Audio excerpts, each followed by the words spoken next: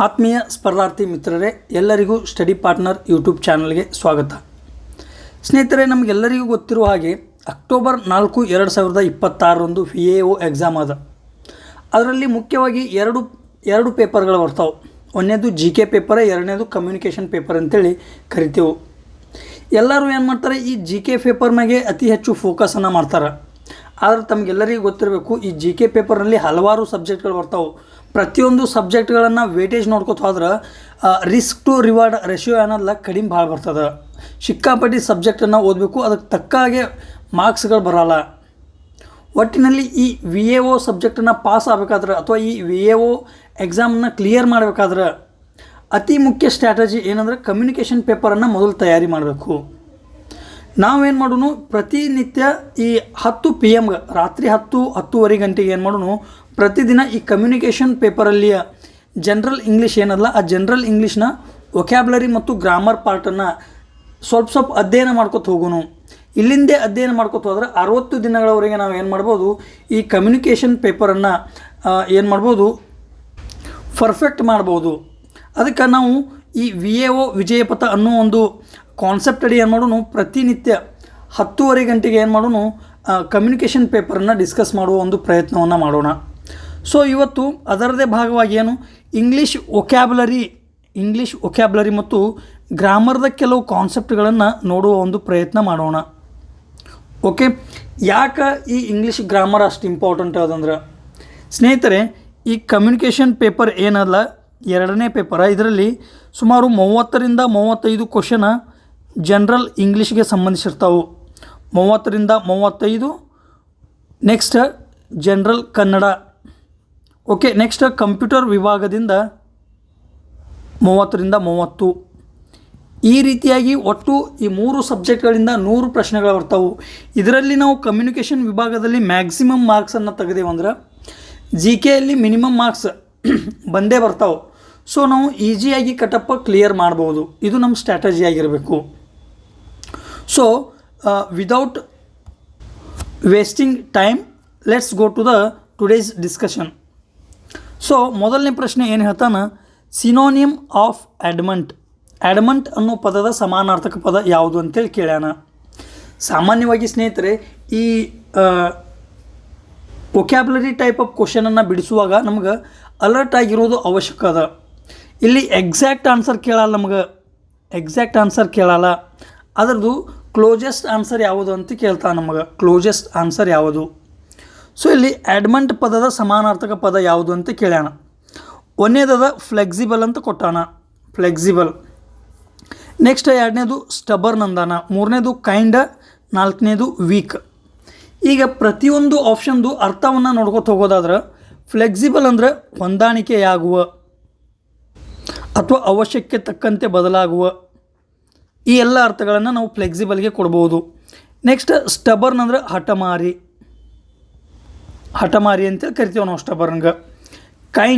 Kind ಪದದ ಇನ್ನೊಂದು ಸಮಾನಾರ್ಥಕ ಪದ ಈಗಾಗಲೇ ಯಶಸ್ವಿಯಲ್ಲಿ ಕೇಳಲಾಗಿದೆ, ಬೆನೆವೊಲೆಂಟ್ ಅಂತೇಳಿ ಕರಿತೀವಿ ನಾವು.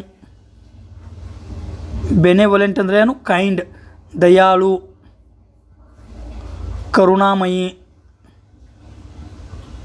ಕರುಣಾಮಯಿ, ಇವೆಲ್ಲ ಈ ಕೈಂಡ್ ಪದದ ಸಮಾನಾರ್ಥಕ ಪದಗಳು. ಬೆನೆವೆಲೆಂಟ್ ಅನ್ನೋದು ನೆನಪಿರಲಿ ನಿಮಗೆ, ಇತ್ತೀಚೆಗೆ ಕೇಳಲಾಗಿದೆ ಇದನ್ನು. ಬೆನೆವೆಲೆಂಟ್ ಪದದ ಸಮಾನಾರ್ಥಕ ಪದ ಯಾವುದು? So kind. Okay, next weak ಅಂದರೆ ದುರ್ಬಲ. ಇದರ ಅಪೋಸಿಟ್ ವರ್ಡ್ ಯಾವುದು? ಸ್ಟ್ರಾಂಗ್. ವೀಕಿಗೆ opposite word strong. Okay, so ಇಲ್ಲಿ ಆಡ್ಮಂಟ್ ಅನ್ನೋ ಪದದ ಕೇಳೋಣ. ಫ್ಲೆಕ್ಸಿಬಲ್ ಅಂದರೆ ಸರಿ ಹೊಂದುವ ಅಥವಾ ಬದಲಾಗುವ ಸಾಮರ್ಥ್ಯ ಉಳ್ಳದ್ದು ಅಂತ ಹೇಳ್ಬೋದು. ಸ್ಟಬರ್ನ್ ಅಂದರೆ ಬದಲಾಗದ ಆ ವ್ಯಕ್ತಿ. ಸ್ಟಬರ್ನ್, ಹಠಮಾರಿ ಅಂದ್ರೆ ಏನು ಹೇಳ್ತೀರಿ ಅದಕ್ಕೆ ವಿರುದ್ಧ ಇರ್ತಾನೆ, ಅಡ್ಜಸ್ಟ್ ಆಗಕ್ಕೆ ಒಲ್ಲತ್ತಿರ್ತಾರೆ, ಅದನ್ನು ಹಠಮಾರಿ ಅಥವಾ ಆಡ್ಮಂಟ್ ಅಂತೇಳಿ ಕರಿತೀವಿ. ಸೊ ಆಡ್ಮಂಟ್ ಪದದ ಸಮಾನಾರ್ಥ ಪದ ಯಾವುದು? ಸ್ಟಬರ್ನ್. ಓಕೆ, ಇಲ್ಲಿ ಕೈಂಡ್ ಅನ್ನೋದಕ್ಕೆ ಆಡ್ಮಂಟ್ ಅನ್ನೋದಕ್ಕೆ ಸಂಬಂಧವೇ ಇಲ್ಲ. ವೀಕ ದುರ್ಬಲ ಆಯಿತು. ಸೊ ಅದಕ್ಕೆ ಆಡ್ಮಂಟ್ ಪದದ ಸಮಾನಾರ್ಥಕ ಪದ ಯಾವುದು? ಸ್ಟಬರ್ನ. ಓಕೆ, ಇದು ಒಂದೇದಾಯಿತು. ನೆಕ್ಸ್ಟ್ ಆಡ್ಮಂಟ್ ಪದದ ಸಮಾನಾರ್ಥಕ ಪದ ಸ್ಟಬರ್ನ. Next antonym. ಮೂಲತಃ ಆ್ಯಂಟೋನಿಮ್ ಅಂದರೆ ವಿರುದ್ಧಾರ್ಥಕ ಪದ. ಅಬೇಟ್ ಶಬ್ದದ ವಿರುದ್ಧಾರ್ಥಕ ಪದ ಯಾವುದು ಅಂತ ಕೇಳ್ಯಾನ. ಸೊ ಮೊದಲನೇ ಆಪ್ಷನ್ ಡಿಕ್ರೀಸ್, ಎರಡನೇದು ಅಗ್ರವೇಟ್, ಮೂರನೇದು ರಿಡ್ಯೂಸ, ನಾಲ್ಕನೇದು ಡಿಮಿನಿಷ. ಈ ನಾಲ್ಕು ಪದಗಳನ್ನು ನೋಡಿದಾಗ ಕಾಮನ್ ಏನದು ನೋಡ್ರಿ. ಡಿಕ್ರೀಸ್ ಅಂದರೆ ಏನು? ಕಡಿಮೆ ಆಗುವುದು, ಕಡಿಮೆ ಆಗೋದಕ್ಕೆ ಡಿಕ್ರೀಸ್ ಅಂತಾರೆ. ರಿಡ್ಯೂಸ್ ಅಂದ್ರೂ ಕಡಿಮೆ ಮಾಡುವುದು, ಟು ರಿಡ್ಯೂಸ್ ಅಂತೇಳಿ ಕರಿತೀವಿ ನಾವು. ಟು ರಿಡ್ಯೂಸ್ ಅಂದರೆ ಕಡಿಮೆ ಮಾಡು. ಡಿಮಿನಿಷ್ ಅಂದರೂ ಕೂಡ ಕಡಿಮೆ ಮಾಡು, ಡಿಮಿನಿಷ್ ಅಂದರೂ ಕೂಡ ಕಡಿಮೆ ಮಾಡು. ಸೊ ಈ ನಾಲ್ಕು ಪದಗಳಲ್ಲಿ ಗುಂಪಿಗೆ ಹೊಂದದ ಪದ ಯಾವುದಾಯಿತು? ಅಗ್ರವೇಟ್ ಆಯಿತು, ಅಗ್ರೋವೇಟ್. ಸೊ ಇಲ್ಲಿ ಏನಾಯಿತು? ಅಬೇಟ್ ಅನ್ನೋ ಪದ, ಅಬೇಟ್ ಅಂದರೆ ಕಡಿಮೆ ಮಾಡು. ಇದರ ಸಮಾನಾರ್ಥಕ ಪದಗಳು ಯಾವುವು? ಡಿಕ್ರೀಸ, ರಿಡ್ಯೂಸ, ಡಿಮಿನಿಷ ಸಮಾನಾರ್ಥಕ ಪದಗಳಾದವು.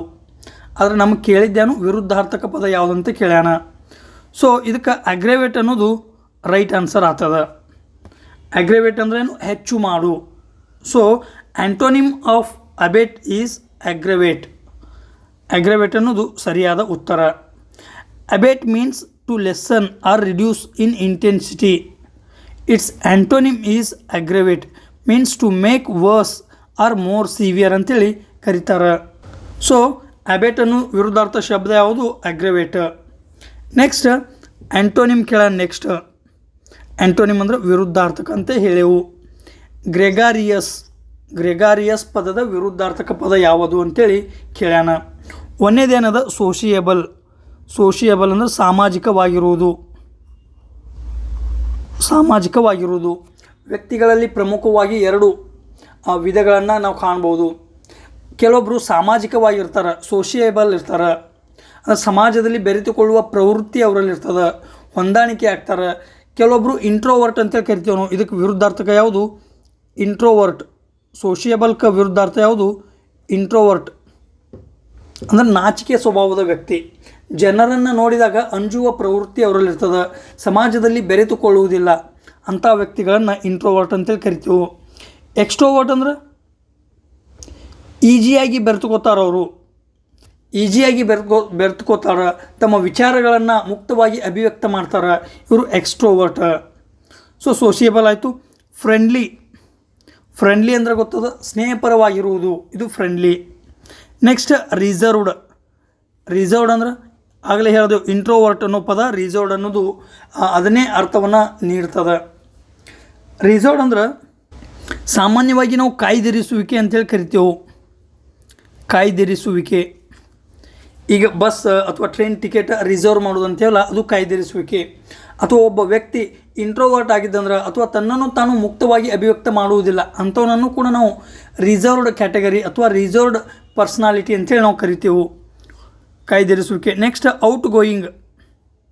ಸ್ನೇಹಿತರೆ, ಯಾವ ರೀತಿ ನಾವು ಕಾಲ್ ಔಟ್ ಗೋಯಿಂಗ್ ಅಂತೀವಲ್ಲ, ಅದೇ ರೀತಿಯಾಗಿ ಒಬ್ಬ ವ್ಯಕ್ತಿ ಎಕ್ಸ್ಟ್ರೋವರ್ಟ್ ಇದ್ದಂದ್ರೆ ಅದನ್ನು ಔಟ್ ಗೋಯಿಂಗ್ ಅಂಥೇಳಿ ಕರಿತೇವೆ. ಇಲ್ಲೇನದ? ಗ್ರಿಗರಿಯಸ್ ಅದು ಆ್ಯಂಟೋನಿಯಮ್ ವಿರುದ್ಧಾರ್ಥಕ ಶಬ್ದ ಅಂದಾನ. ಒಂದೇದು ಸೋಷಿಯಬಲ್ ಅಂದಾನ, ಅಂದರೆ ಸಾಮಾಜಿಕವಾಗಿರುವುದು. ಔಟ್ ಗೋಯಿಂಗ್ ಅಂದ್ರೂ ಸಾಮಾಜಿಕವಾಗಿರುವುದು ಅಥವಾ ಎಕ್ಸ್ಟ್ರೋವರ್ಟ್ ಆಗಿರುವುದು, ಎರಡೂ ಒಂದೇ ಅರ್ಥ. ಸೊ ಇವೆರಡು ಒಂದೇ ಅದಾವ ಅಂದ್ರೆ ಇವೆರಡು ಆಗಲ್ಲ. ಫ್ರೆಂಡ್ಲಿ ಅಂದ್ರೆ ಸ್ನೇಹಪರವಾಗಿರುವುದು, ರಿಸರ್ವ್ಡ್ ಅಂದ್ರೆ ಕಾಯ್ದಿರಿಸುವಿಕೆ. ಇವೆರಡು ಅದಾವ ಅಂದ್ರೆ ಇವೆರಡು ಗ್ರಿಗರಿಯಸ್ಗೆ ಸಮಾನಾರ್ಥಕ ಪದ. ಸಮಾನಾರ್ಥಕ ಪದ ಯಾವ್ಯಾವು? ಗ್ರೆಗರಿಯಸ್ ಅಂದ್ರೆ ಸೋಷಿಯಬಲ್, ಔಟ್ ಗೋಯಿಂಗ್, ಎಕ್ಸ್ಟ್ರೋವರ್ಟ್, ಇವು ಮೂರು ಸಮಾನಾರ್ಥಕ ಪದ. ಅದು ರಿಸರ್ವ್ಡ್ ಅನ್ನೋದು ಏನದ? ವಿರುದ್ಧಾರ್ಥಕ ಪದ ಅದ. ರಿಸರ್ವ್ಡ್ಗೆ ಸಮಾನಾರ್ಥ ಪದ ಯಾವುದಂದ್ರೆ introvert. So antonym of gregarious ಯಾವುದಾಯ್ತು? ರಿಸರ್ವ್ಡ್ ಅನ್ನೋದಲ್ಲ ಸರಿಯಾದ ಉತ್ತರ. So next question, one word substitution ಅದಿದು. ಸ್ನೇಹಿತರೆ, ಮುಖ್ಯವಾಗಿ ಈ ಜನರಲ್ ಇಂಗ್ಲೀಷ್ನಲ್ಲಿ ವೊಕ್ಯಾಬ್ಲರಿ ಪಾರ್ಟ್ ಏನಲ್ಲ, ಈ ವೊಕ್ಯಾಬ್ಲರಿ ಪಾರ್ಟಲ್ಲಿ ಸಾಮಾನ್ಯವಾಗಿ ಆ್ಯಂಟೋನಿಮ್ಸ್ ಬರ್ತಾವೆ, ಸಿನೋನಿಯಮ್ಸ್ ಬರ್ತಾವೆ, ಒನ್ ವರ್ಡ್ ಸಬ್ಸ್ಟಿಟ್ಯೂಷನ್ ಬರ್ತಾವೆ. ನೆಕ್ಸ್ಟ್ ಇಡಿಯಮ್ಸ್ ಆ್ಯಂಡ್ ಫ್ರೇಸಸ್ ಬರ್ತಾವೆ, ಸಿಂಗ್ಯುಲರ್ ಪ್ಲ್ಯೂರಲ್ ಬರ್ತಾವೆ. ಇಷ್ಟೆಲ್ಲ ಬರ್ತಾವೆ ಈ ವೊಕ್ಯಾಬ್ಲರಿ ಅಂದ್ರೆ. ಸಾಮಾನ್ಯವಾಗಿ ಪ್ರತಿ ಪೇಪರ್ದಾಗ 10 ರಿಂದ 12 ಪ್ರಶ್ನೆ ಈ ವೊಕ್ಯಾಬ್ಲರಿಯಿಂದ ಬರ್ತಾವೆ. ಈ ವೊಕ್ಯಾಬ್ಲರಿ ದಿನನಿತ್ಯ ಪ್ರಾಕ್ಟೀಸ್ ಮಾಡಿದಾಗ ಅಷ್ಟೇ ಸಾಲ್ವ್ ಮಾಡ್ಬೋದು. ಇದಕ್ಕೆ ವೊಕ್ಯಾಬ್ಲರಿ ನಮ್ಮಲ್ಲಿ ಇರಬೇಕು, ಆವಾಗ ಮಾತ್ರ ಈ ಥರದ ಪ್ರಶ್ನೆಗಳನ್ನು ನಾವು ಬಿಡಿಸ್ಬೋದು. So who loves and collects books are called as.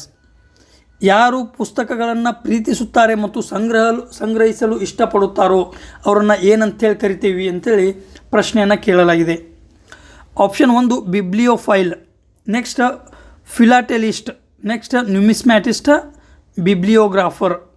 ಸ್ನೇಹಿತರೆ, ಇಲ್ಲಿ ಸರಿಯಾದ ಉತ್ತರ ಯಾವುದಂದ್ರೆ bibliophile. One who loves and collects books are known as bibliophile. ಹಾಗಾದ್ರೆ ಈ ಫಿಲಾಟೆಲಿಸ್ಟ್ ಅಂದರೆ ಏನು? ಅವ್ರು ಯಾರು? ಫಿಲಾಟೆಲಿಸ್ಟ್ ಅಂದ್ರೆ ಅಂಚೆ ಚೀಟಿ ಸಂಗ್ರಹಕಾರರು. ಅಂಚೆ ಚೀಟಿ ಸಂಗ್ರಹಕಾರರು ಯಾರಂದ್ರೆ ಫಿಲಾಟೆಲಿಸ್ಟ್. ನ್ಯೂಮಿಸ್ಮ್ಯಾಟಿಕ್ ಅಂದರೆ ಯಾರು? ನ್ಯೂಮಿಸ್ಮ್ಯಾಟಿಕ್ ಅಂದ್ರೆ ಇಲ್ಲಿ ಈ ಪದವನ್ನು ಬಿಡಿಸಿದಾಗ ನಿಮ್ಗೆ ಗೊತ್ತಾಗ್ತದೆ.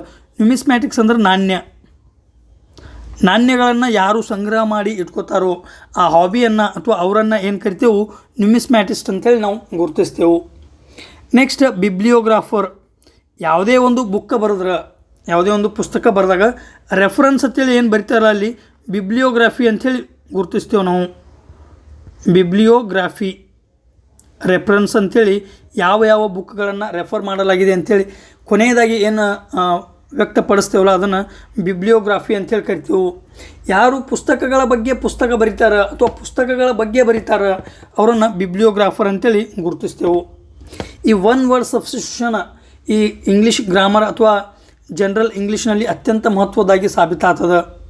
ಯಾವ ರೀತಿಯಾಗಿ ಕೇಳ್ತಾನೆ ಇಲ್ಲಿ ಕೇಳ್ದ bibliophile, one who loves and collect books, one who likes to collect postal cards ಆಗಿರ್ಬೋದು, ಈ ಥರ ಕೇಳ್ಬೋದು. One who hates women, one who hates crowd, ಈ ರೀತಿಯಾಗಿ ಒನ್ ವರ್ಡ್ ಸಬ್ಸ್ಟಿಟ್ಯೂಷನ್ಗಳನ್ನು ಕೇಳ್ಬೋದು. ಇದಷ್ಟು ಈ ಪ್ರಶ್ನೆಗೆ ಉತ್ತರ. ಯಾವುದು? One who loves and collects books are known as bibliophile. Next question, synonym of prudent. ಸ್ನೇಹಿತರೆ, ಫ್ರೂಡೆಂಟ್ದ ಸಮಾನಾರ್ಥಕ ಶಬ್ದವನ್ನು ಕೇಳಲಾಗಿದೆ. ಆಪ್ಷನ್ಗಳನ್ನು ನೋಡೋದಾದ್ರೆ ಒಂದನೇದು ಕೇರ್ಲೆಸ್ ಅದ, ಎರಡನೇದು ವೈಸ್ ಅದ. ವೈಸ್ ಅಂದ್ರೆ ಜಾಣ,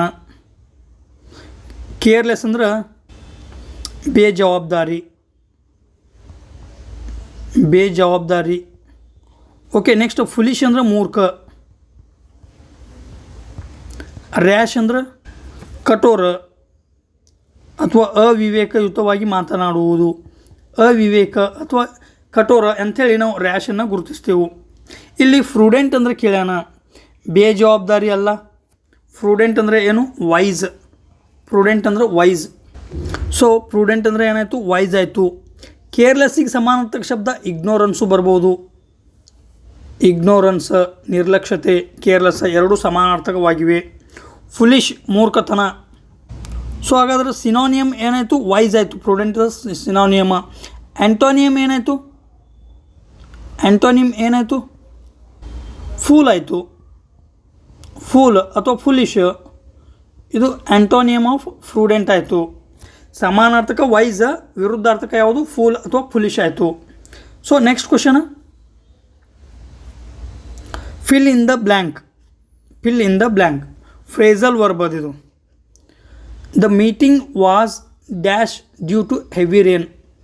ಅತಿಯಾದ ಮಳೆಯ ಕಾರಣ ಮೀಟಿಂಗನ್ನು ಡ್ಯಾಶ್ ಮಾಡಲಾಯಿತು ಅಂತೇಳಿ ಕೇಳ್ಯಾನ.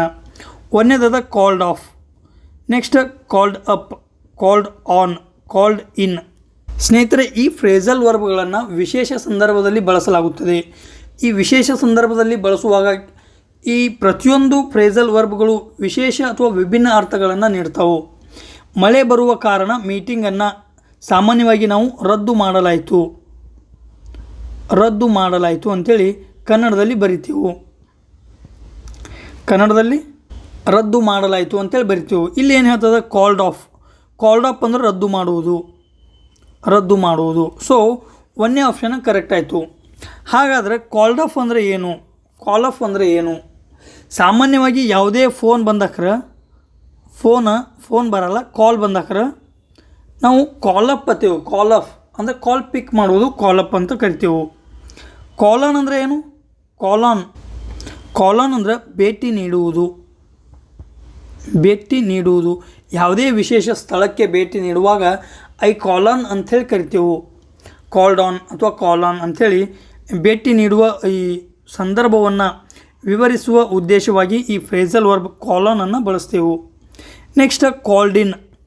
ಯಾರೇ ನಮಗಾಗಿ ನಮ್ಮ ರೂಮಿನ ಹೊರಗೆ ಕಾಯುತ್ತಿದ್ದರೆ ಅವರನ್ನು ಕಾಲಿನ್ ಅಂತೇಳಿ ಕರಿತೀವಿ ನಾವು.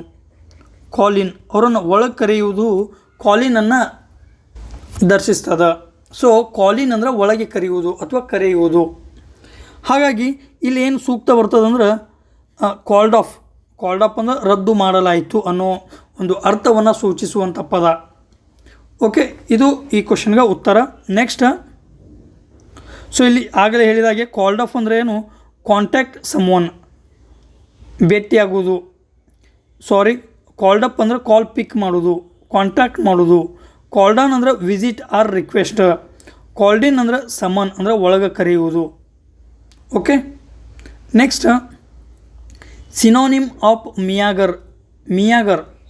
ಸೊ ಒಂದನೇ ಆಪ್ಷನ್ ಏನಂದ್ರೆ ಅಬಂಡೆಂಟ್. ಅಬಂಡೆಂಟ್ ಅಂದ್ರೆ ಹೇರಳ. ಪ್ಲೆಂಟಿ ಆಫ್ ಅಂತೇಳಿ ಕರಿತೀವಿ ನಾವು, ಹೇರಳ. ನೆಕ್ಸ್ಟ್ ಸ್ಕ್ಯಾಂಟಿ ಅಂದರೆ ವಿರಳ, ಕಡಿಮೆ, ಲೆಸ್, ಇವೆಲ್ಲ ಅರ್ಥ. ಪ್ಲೆಂಟಿಫುಲ್ ಆಗಲೇ ಹೇಳಿದಾಗೆ ಪ್ಲೆಂಟಿ ಆಫ್ ಪ್ಲೆಂಟಿಫುಲ್ಲ ಎರಡೂ ಒಂದೇ. ಸೊ ಅಬಂಡೆಂಟ್ ಪ್ಲೆಂಟಿ ಆಫ್ ಎರಡು ಅದಾವೆ, ಎರಡೂ ಹೇರಳ ಅನ್ನೋ ಅರ್ಥವನ್ನು ಸೂಚಿಸ್ತಾವೆ, ಹೇರಳ.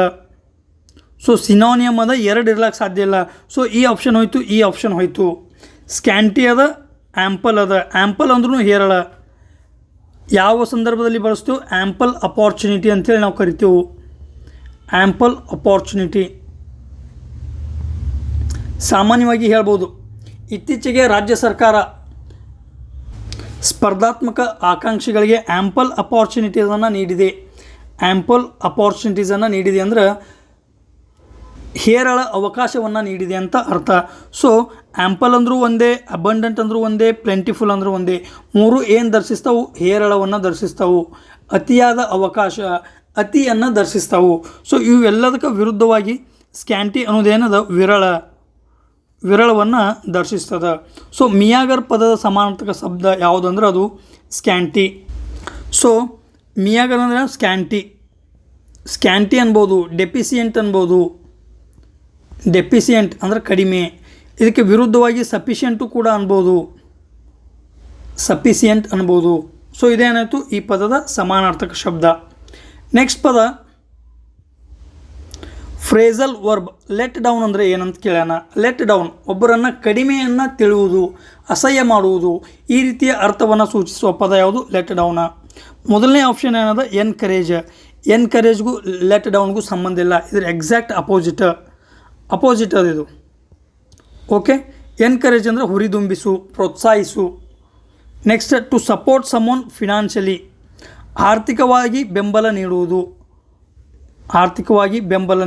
ಇದಕ್ಕೆ ಸಂಬಂಧ ಇಲ್ಲ. ಇದನ್ನು ಕೂಡ ಎಕ್ಸಾಕ್ಟ್ ಅಪೋಸಿಟ್ ಅದ. Disappoint someone. To disappoint someone ಅಂದ್ರೆ ಇನ್ನೊಬ್ಬರನ್ನು ನಿರಾಶೆಗೊಳಿಸುವುದು. ನಿರಾಶೆ ಅಂತ ಬದ. ಡಿಸಪಾಯಿಂಟ್ ಅಂದ್ರೆ ನಿರಾಶೆ.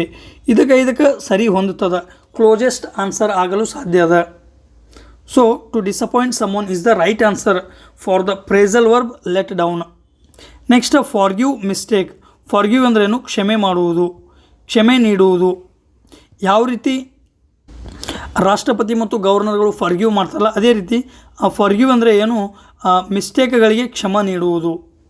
So phrasal verb let down ಅಂದರೆ disappoint someone. Okay, next by the time the village accountant reached the office the tahsildar dash. ಈ ವಿಲೇಜ್ ಅಕೌಂಟೆಂಟ್ ಬರುವ ವೇಳೆಗೆ ತಹಶೀಲ್ದಾರ್ ಏನು ಮಾಡಿದರು? ಡ್ಯಾಶ್. ಅಂದರೆ ತಹಶೀಲ್ದಾರ್ ಹೋಗಿದ್ರು ಅನ್ನೋ ಪದವನ್ನು ಸೂಚಿಸುವ ಈ ಶಬ್ದ ಅಥವಾ ವರ್ಬನ್ನು ಕಂಡುಹಿಡಿಯಿರಿ ಅಂತ ಕೇಳ್ಯಾನ. ಟೆನ್ಸಸ್ ಅದಿದು, ಟೆನ್ಸ್. ಸೊ ಇಲ್ಲಿ ಏನಂತ ಕೇಳ್ಯಾನ? By the time the village accountant reached the office. Reached ವರ್ಬ್ದು ಎರಡನೇ ಫಾರ್ಮ್ ಅದ. ಇದು ಏನದ? ಸಬ್ಜೆಕ್ಟ್ ಅದ. ಸಬ್ಜೆಕ್ಟ್ ಪ್ಲಸ್ V2 ಅದ. ನೆಕ್ಸ್ಟ್ ಆಬ್ಜೆಕ್ಟ್ ಅದ. ಆಫೀಸ್ ಅನ್ನೋದು ಆಬ್ಜೆಕ್ಟ್. ಸಬ್ಜೆಕ್ಟ್ V2 ಆಬ್ಜೆಕ್ಟ್ ಅದ. ಯಾವ ಟೆನ್ಸ್ ಆಯಿತು? ಸಿಂಪಲ್ ಪಾಸ್ಟ್ ಆಯಿತು. ನೆಕ್ಸ್ಟ್ ಈ ಬರುವಾಗಲೇ ಈ ವಿಲೇಜ್ ಅಕೌಂಟೆಂಟ್ ಆಫೀಸ್ಗೆ ಬರುವುದರಷ್ಟರಲ್ಲಿಯೇ ತಹಶೀಲ್ದಾರ್ ಅವರು ಹೋಗಿದ್ರು ಅನ್ನೋ ಪದವನ್ನು ಸೂಚಿಸಬೇಕಾದ್ರೆ ಇದು ಪಾಸ್ಟ್ ಪರ್ಫೆಕ್ಟ್ ಟೆನ್ಸ್ ಆಗಿರಬೇಕು. So tahsildar had left. Okay, ಮೊದಲನೇ ಟೆನ್ಸ್ ಯಾವುದದ, ಮೊದಲನೇ ವರ್ಡ್ದು ಇಲ್ಲಿ ತನ ಸಿಂಪಲ್ ಪಾಸ್ಟ್ ಅದ. ಮುಂದೆ ಕಂಟಿನ್ಯೂ ಏನಾಗಬೇಕಂದ್ರೆ ಪಾಸ್ಟ್ ಪರ್ಫೆಕ್ಟ್ ಆಗಬೇಕು. ಸೊ ಪಾಸ್ಟ್ ಪರ್ಫೆಕ್ಟ್ ಯಾವಾಗ ಆಗ್ತದ, ಪಾಸ್ಟ್ ಪರ್ಫೆಕ್ಟ್ ಸ್ಟ್ರಕ್ಚರ್ ನೋಡಿದೆವು ಅಂದ್ರೆ subject plus had plus object ಆಗಬೇಕು. ಸೊ ತಹಶೀಲ್ದಾರ್ ಹ್ಯಾಡ್ ಲೆಫ್ಟ್ ಅನ್ನೋದು ಆನ್ಸರ್ ಆಗಬೇಕು. ಇದು ಏನದ, ಪಾಸ್ಟ್ ಪರ್ಫೆಕ್ಟ್ ಟೆನ್ಸ್ ಅದ. ಓಕೆ, ಹಾಗಾದ್ರೆ ಸ್ನೇಹಿತರೆ ಈ ಪಾಸ್ಟ್ ಟೆನ್ಸನ್ನು ಸಂಕ್ಷಿಪ್ತವಾಗಿ ನೋಡೋದಾದ್ರೆ ಎಲ್ಲ ಕಾಲಗಳಂತೆ ಈ ಪಾಸ್ಟ್ ಭೂತಕಾಲದಲ್ಲೂ 4 ವಿಧಗಳನ್ನು ಕಾಣಬಹುದು. Simple past continuous, past perfect continuous. ಹಾಗಾದರೆ ಪ್ರತಿಯೊಂದು ಈ ವಿಧಗಳಲ್ಲಿ ಯಾವ ಹೆಲ್ಪಿಂಗ್ ವರ್ಬ್ಗಳು ಬರ್ತಾವು. ಸೊ ಮೊದಲನೇ ಸಿಂಪಲ್ ಪಾಸ್ಟಲ್ಲಿ ಯಾವುದೇ ಹೆಲ್ಪಿಂಗ್ ವರ್ಬ್ ಬರಲ್ಲ. ಆದರೆ ಇಲ್ಲಿ ಸೆಂಟೆನ್ಸ್ಗಳ ರಚನೆ ಯಾವ ರೀತಿಯಾಗಿರ್ತದೆ ಅಂದ್ರೆ ಸಬ್ಜೆಕ್ಟ್ ಪ್ಲಸ್ ವಿ ಟು ಅಂದರೆ ಕ್ರಿಯಾಪದದ ಎರಡನೇ ರೂಪವನ್ನು ಈ ಸಿಂಪಲ್ ಪಾಸ್ಟಲ್ಲಿ ಬಳಸಲಾಗುತ್ತದೆ. ನೆಕ್ಸ್ಟ್ ಪಾಸ್ಟ್ ಕಂಟಿನ್ಯೂವಸ್, ಹಿಂದಿನ ಅಥವಾ ಭೂತಕಾಲದಲ್ಲಿಯ ನಡೀತಾ ಇರುವ ಪ್ರಕ್ರಿಯೆಯನ್ನು ವಿವರಿಸುವ ಪ್ರಯತ್ನವನ್ನು ಅಥವಾ ವಿವರಿಸುವ ಯತ್ನವನ್ನು ಈ ಪಾಸ್ಟ್ ಕಂಟಿನ್ಯೂವಸ್ ಮಾಡ್ತದೆ. ಸೊ ಇಲ್ಲಿ ವಾಸ್ ಮತ್ತು ವರ್ ಅಥವಾ ವೇಯರ್ ಅಂತೇಳಿ ಕರಿತೇವೆ. ಇದನ್ನು ಈ 2 ಹೆಲ್ಪಿಂಗ್ ವರ್ಬ್ಗಳನ್ನು ಬಳಸಲಾಗುತ್ತದೆ.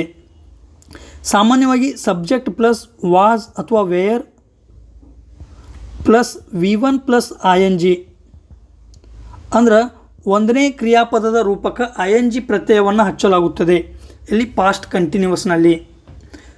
ಸೊ ಎಕ್ಸಾಂಪಲ್ ಹೇಳ್ಬೇಕಂದ್ರೆ ಹಿ ವಾಸ್ ಈಟಿಂಗ್ ಅಂತ ಹೇಳ್ಬೋದು. ನೆಕ್ಸ್ಟ್ ಪಾಸ್ಟ್ ಪರ್ಫೆಕ್ಟ್ ಟೆನ್ಸ್ ಅಂದ್ರೆ ಭೂತಕಾಲದಲ್ಲಿ ಒಂದು ಘಟನೆಯಾಗುವುದಕ್ಕಿಂತ ಮುಂಚೆಯೇ ಆ ಘಟನೆ ಮುಗಿದಿತ್ತು, ಆ ಘಟನೆ ಭೂತಕಾಲದಲ್ಲಿಯೇ ಮುಗಿದಿದೆ ಅನ್ನೋದನ್ನು ದರ್ಶಿಸಲು ಏನು ಪಾಸ್ಟ್ ಪರ್ಫೆಕ್ಟನ್ನು ಬಳಸಲಾಗುತ್ತದೆ.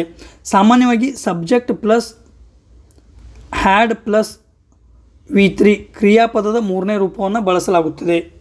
ಇಲ್ಲಿ ಪಾಸ್ಟ್ ಪರ್ಫೆಕ್ಟಲ್ಲಿ ಕ್ರಿಯಾಪದದ 3ನೇ ರೂಪವನ್ನು ಪಾಸ್ಟ್ ಪಾರ್ಟಿಸಿಪಲ್ ಅಂತೇಳಿ ಕರಿತೇವೆ. ನೆಕ್ಸ್ಟ್ ಈ ಪಾಸ್ಟ್ ಪರ್ಫೆಕ್ಟ್ ಕಂಟಿನ್ಯೂವಸ್ ಭೂತಕಾಲದಲ್ಲಿ ಪ್ರಾರಂಭವಾಗಿ ಅಥವಾ ಸುದೀರ್ಘ ಕಾಲದವರೆಗೆ ಪ್ರಾರಂಭವಾಗಿತ್ತು ಅನ್ನೋದನ್ನು ದರ್ಶಿಸುವ ಉದ್ದೇಶದಿಂದ ಈ ಪಾಸ್ಟ್ ಪರ್ಫೆಕ್ಟ್ ಕಂಟಿನ್ಯೂವಸ್ ಟೆನ್ಸನ್ನು ಬಳಸ್ತೇವೆ. ಇಲ್ಲಿ subject plus had been plus V1 plus ING. ಇಲ್ಲಿಯೂ ಸಹಿತ ಕ್ರಿಯಾಪದದ ಮೊದಲನೇ ರೂಪಕ್ಕೆ ING ಪ್ರತ್ಯಯವನ್ನು ಸೇರಿಸಲಾಗುತ್ತದೆ. ಹ್ಯಾಡ್ ಬೀನ್ ಇದು ಹೆಲ್ಪಿಂಗ್ ವರ್ಬ್ ಅದ, ಇಲ್ಲಿ ಹ್ಯಾಡ್ ಅದ, ಇಲ್ಲಿ ವಾಸ್ ವೇರ್ ಅದ. ಸಿಂಪಲ್ ಪಾಸ್ಟ್ನಲ್ಲಿ ಯಾವುದೇ ಹೆಲ್ಪಿಂಗ್ ವರ್ಬ್ಗಳನ್ನು ಬಳಸೋದಿಲ್ಲ. ಇದು ಪಾಸ್ಟ್ ಟೆನ್ಸ್ ಆಯಿತು. ಇದೇ ರೀತಿಯಾಗಿ ಪ್ರೆಸೆಂಟ್ ಟೆನ್ಸಲ್ಲೂ 4 ವಿಧ ಅದಾವು, ಫ್ಯೂಚರ್ ಟೆನ್ಸಲ್ಲಿ 4 ವಿಧ ಅದಾವು. ಆ ಪ್ರಶ್ನೆಗಳ ಬಂದಾಗ ಅವುಗಳನ್ನು ವಿವರವಾಗಿ ನೋಡುವಂಥ ಒಂದು ಪ್ರಯತ್ನ ಮಾಡೋಣ. ಸೊ ಹಾಗಾದ್ರೆ village accountant, by the time of the village accountant reached the office, the tahsildar had left. Okay, next I dash in this department since 2018 ಅಥವಾ 2018. ಸ್ನೇಹಿತರೆ 1 ಲಕ್ಷದಲ್ಲಿರಲಿ ಫಾರ್ ಸಿನ್ಸ್. ಸಾಮಾನ್ಯವಾಗಿ ಸಿನ್ಸ್ ಅಂತ ಬರ್ತಂದ್ರೆ ಸ್ಪೆಸಿಫಿಕ್ ಡೇಟ್ ಮೆನ್ಷನ್ ಮಾಡ್ತಾನೆ, ಸ್ಪೆಸಿಫಿಕ್ ಆಗಿ ಟೈಮನ್ನು mention ಮಾಡ್ತಾನೆ. ಇಲ್ಲಿ ನೋಡ್ರಿ, ಸಿನ್ಸ್ 2018, ಸಿನ್ಸ್ 2020 ಅನ್ಬೋದು. ಸಿನ್ಸ್ ಬತ್ತಂದ್ರೆ ಸ್ಪೆಸಿಫಿಕ್ ಟೈಮ್ ಅಂತ ಕೊಡ್ತಾನೆ. ಫಾರ್ ಬತ್ತತಿಳಿ, ಫಾರ್ ಅಂದ್ರೆ I dash in this department for 5 years. For ಬತ್ತ ಹಿಂಗೆ ಸ್ಪೆಸಿಫಿಕ್ ಆಗಿ ಕೊಡಲ್ಲ. ಫಾರ್ 5 years, ಫಾರ್ 20 years ಹಿಂಗೆ ಕೊಡ್ತಾನೆ. ಫಾರ್ ಬತ್ತಂದ್ರೆ ಸಿನ್ಸ್ ಬರಲಿ ಫಾರ್ ಬರಲಿ ಇವೆರಡೂ ಬಂದಾಗ ಒಂದೇ ಒಂದು ಪದ ಅಥವಾ ಹೆಲ್ಪಿಂಗ್ ವರ್ಬನ್ನು ಗಮನದಲ್ಲಿಡಬೇಕು. ಅದು ಯಾವುದಂದ್ರೆ ಹ್ಯಾವ್ ಬೀನ ಅಥವಾ ಹ್ಯಾಡ್ ಬೀನ ಈ ಎರಡನ್ನು ಗಮನದಲ್ಲಿಡಬೇಕು. ಅದು ಪ್ರೆಸೆಂಟ್ ಪರ್ಫೆಕ್ಟ್ ಕಂಟಿನ್ಯೂವಸ್ರೇ ಆಗಿರ್ಬೋದು, ಪಾಸ್ಟ್ ಪರ್ಫೆಕ್ಟ್ ಕಂಟಿನ್ಯೂವಸ್ರೇ ಆಗಿರ್ಬೋದು. ಸೊ ಇಲ್ಲಿ ಹ್ಯಾಡ್ ಬೀನ್ ಇಲ್ಲ, ಅದಕ್ಕೆ ಹ್ಯಾವ್ ಬೀನ್ ಏನದ ಕರೆಕ್ಟ್ ಆನ್ಸರ್ ಆಗ್ತದೆ.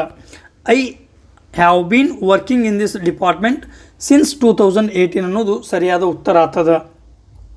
ಓಕೆ, ಇನ್ ಕೇಸ್ ನಾವು ಐ ಆಮ್ ವರ್ಕಿಂಗ್ ಅಂದಿದ್ರೆ ಐ ಆಮ್ ವರ್ಕಿಂಗ್ ಅಂದ್ರೆ ಅದು ಪ್ರೆಸೆಂಟ್ ಕಂಟಿನ್ಯೂಸ್ ಆಗ್ತಿತ್ತು. ಪ್ರೆಸೆಂಟ್ ಕಂಟಿನ್ಯೂಸ್ ಸಿನ್ಸ್ದೊಳಗೆ ಬರುವುದಿಲ್ಲ. ಸಿನ್ಸ್ ಅಂದ್ರೆ ಹಿಂದೆ ಚಾಲು ಆಗ್ಯದ, ಈಗೂ ಕಂಟಿನ್ಯೂ ಅದ. ಅದನ್ನು ರೀಪ್ರೆಸೆಂಟ್ ಮಾಡ್ಲಿಕ್ಕೆ ಪ್ರೆಸೆಂಟ್ ಪರ್ಫೆಕ್ಟ್ ಕಂಟಿನ್ಯೂಸ್ ಅಥವಾ ಪಾಸ್ಟ್ ಪರ್ಫೆಕ್ಟ್ ಕಂಟಿನ್ಯೂಸನ್ನು ಬಳಸ್ತೇವೆ. ಸಾಮಾನ್ಯವಾಗಿ ಈ ಒಂದು ಕ್ವಶನಲ್ಲಿ ನೋಡುವಾಗ ಪ್ರೆಸೆಂಟ್ ಪರ್ಫೆಕ್ಟ್ ಕಂಟಿನ್ಯೂಸನ್ನು ಬಳಸ್ತೇವೆ. ಈ ಐ ಆಮ್ ವರ್ಕಿಂಗ್ ಅನ್ನೋದು ಪ್ರೆಸೆಂಟ್ ಕಂಟಿನ್ಯೂಸ್ ಆಗ್ತದೆ. ಐ ವಾಸ್ ವರ್ಕಿಂಗ್ ಅನ್ನೋದು ಪಾಸ್ಟ್ ಕಂಟಿನ್ಯೂಸ್ ಆಗ್ತದೆ. So I will be working ಅನ್ನೋದು ಫ್ಯೂಚರ್ ಕಂಟಿನ್ಯೂಸ್ ಆಗ್ತದೆ. ಓಕೆ, ಅದಕ್ಕೆ ಆನ್ಸರ್ ಯಾವುದು? Right answer have been working. Okay, next ಸ್ನೇಹಿತರೆ, ಇದಷ್ಟು ಇಂದಿನ ಈ ವೊಕ್ಯಾಬ್ಲರಿ ಆಗಿರೋದು ಮತ್ತು ಗ್ರಾಮರ್ದ ಪಾರ್ಟ್ನಲ್ಲಿ ಈ ಪ್ರಶ್ನೆಗಳನ್ನು ಯಾವ ರೀತಿಯಾಗಿ ಸಾಲ್ವ್ ಮಾಡಬೇಕು ಅನ್ನೋದನ್ನು ನೋಡಿದೆವು. ಇದೇ ರೀತಿಯಾಗಿ ನಾವು ಏನು ಮಾಡೋಣ, ಪ್ರತಿದಿನ ವೊಕ್ಯಾಬ್ಲರಿ ಮತ್ತು ಈ ಗ್ರಾಮರ್ ಪಾರ್ಟ್ಗಳಲ್ಲಿ ಯಾವ ರೀತಿ ಪ್ರಶ್ನೆಗಳು ರೇಸ್ ಆಗ್ತವು ಅವುಗಳನ್ನು ವಿವರವಾಗಿ ನೋಡುವಂಥ ಒಂದು ಪ್ರಯತ್ನ ಮಾಡೋಣ. ಕ್ವಶನ್ ಥ್ರೂ ಏನು ಮಾಡೋಣ, ಆ ಕಾನ್ಸೆಪ್ಟನ್ನು ಅರ್ಥ ಮಾಡ್ಕೊಳ್ಳೋಣ. ಯಾವ ರೀತಿಯಿಂದ ಟೆನ್ಸಸ್ಗಳನ್ನು ನೋಡಿದೆವು, ರಿವರ್ಸ್ ಹೋಗೋದು, ಕ್ವಶನ್ದಿಂದ ಏನು ಮಾಡೋದು, ಆ ಕಾನ್ಸೆಪ್ಟನ್ನು ಅರ್ಥ ಮಾಡ್ಕೊಳ್ಳೋದು. ಸೊ ಇದೇ ರೀತಿ ನಾವು ದಿನಾಲೂ 10:00 ಏನು ಮಾಡೋಣ, ಡಿಸ್ಕಷನ್ ಮಾಡುವಂಥ ಒಂದು ಪ್ರಯತ್ನವನ್ನು ಮಾಡೋಣ. ಈ ಒಂದು ನಮ್ಮ ಪ್ರಯತ್ನ ನಿಮಗೆ ಇಷ್ಟವಾದಲ್ಲಿ ಏನು ಮಾಡಿರಿ, ಲೈಕ್ ಮಾಡಿರಿ, ಶೇರ್ ಮಾಡಿರಿ, ಸಬ್ಸ್ಕ್ರೈಬ್ ಮಾಡೋದನ್ನು ಮರಿಬೇಡ್ರಿ ಅನ್ನುತ್ತಾ ಇವತ್ತಿನ ಈ ವಿಡಿಯೋವನ್ನು ಇಲ್ಲಿಗೆ ಮುಗಿಸೋಣ. Thank you.